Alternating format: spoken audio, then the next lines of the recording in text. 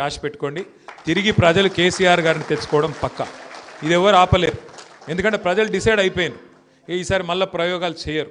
కేసీఆర్ ఉన్నప్పుడు రైతు బంధు పడుతుండే, కేసీఆర్ ఉన్నప్పుడు రైతు బీమా వచ్చింది, కేసీఆర్ ఉన్నప్పుడు బ్రహ్మాండంగా వ్యవసాయం నడిచింది, పంటలు కొంటుండే, అన్ని రకాలుగా ప్రజలకు, పేద ప్రజలకు ముఖ్యంగా మంచి జరిగింది. కాబట్టి ప్రజలంతా అమాయకంగా ఏం లేరు.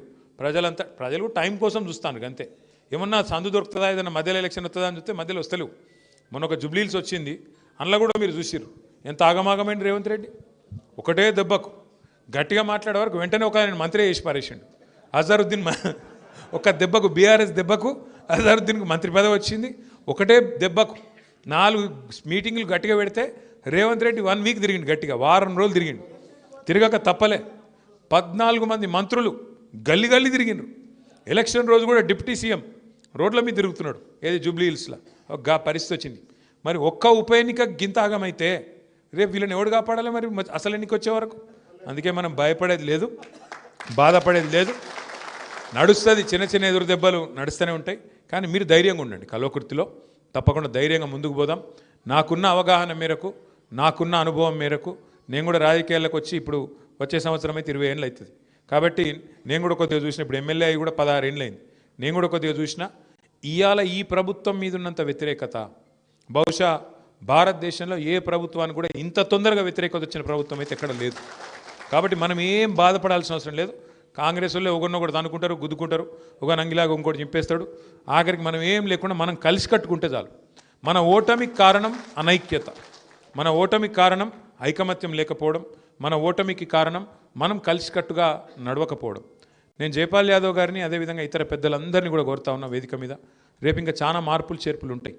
సర్పంచ్ ఎలక్షన్లు అయిపోగానే మనం కూడా వెంటనే మెంబర్షిప్ కార్యక్రమం పెట్టుకుందాం, సంస్థాగత నిర్మాణం చేసుకుందాం, క్యాడర్ను బ్రహ్మాండంగా తయారు చేసుకుందాం. ప్రతి ఊళ్ళో కమిటీలు, బూత్ కమిటీలు కానీ, గ్రామ కమిటీలు కానీ, మండల కమిటీలు కానీ, నియోజకవర్గ కమిటీలు కానీ, జిల్లా కమిటీలు కానీ వేసుకుందాం. వచ్చే సంవత్సరంలో మనకు ప్రతి జిల్లాలో ఆ పార్టీ ఆఫీస్ ఉన్నది.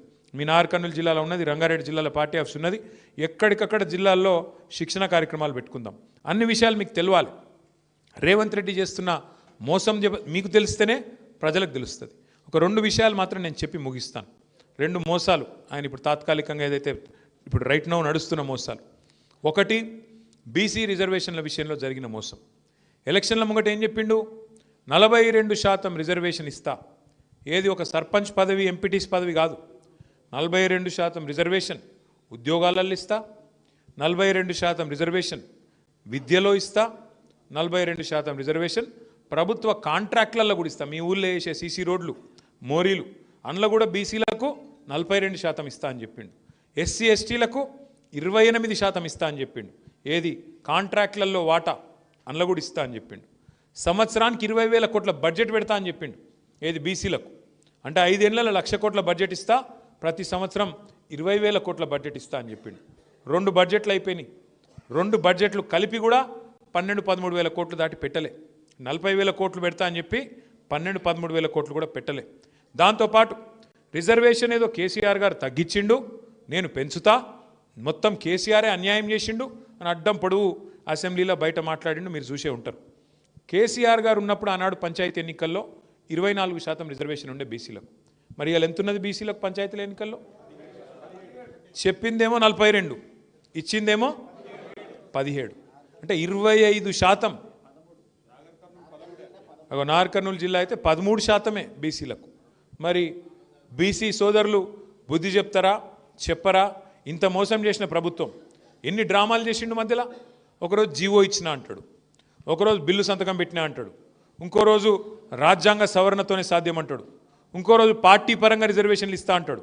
ఇన్ని డ్రామాలు చేసి ఆఖరికి తడిగుడ్డతోని ఇవాళ బీసీల గొంతు కోసిండు రేవంత్ రెడ్డి గారు. మరి ఆయనను బుద్ధి చెప్తారా? కల్వకుర్తి తాలూకాలో చెప్పరా? మా బీసీ సోదరులే మీరే ఆలోచించాలా, మీరే డిసైడ్ చేయాలా, మీరే నిర్ణయం తీసుకోవాలని చెప్పి నేను కోరుతా ఉన్నా. రెండవది, ఇవాళ ఇంకొక మోసం.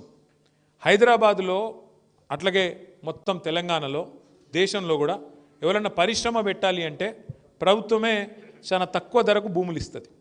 ఎట్లా అంటే ఉదాహరణకు ఇప్పుడు మన ప్రభుత్వం ఉన్నప్పుడు కూడా, ఇప్పుడు ఉదాహరణకు నేను చెప్తున్నా, వేరే ఏమనుకోకండి. ఎడుమ సత్యం ఉన్నాడు. సత్యం వచ్చి, అన్న నేను ఒక అపార్ట్మెంట్ కట్టుకుంటా, నాకు 2 ఎకరాల భూమి అంటే నేను ఇస్తానా? అపార్ట్మెంట్కి నేను ఎందుకు ఇస్తానా ఇయ్యా నువ్వు పరిశ్రమ పెడతా అంటే ఇస్తా అని చెప్తా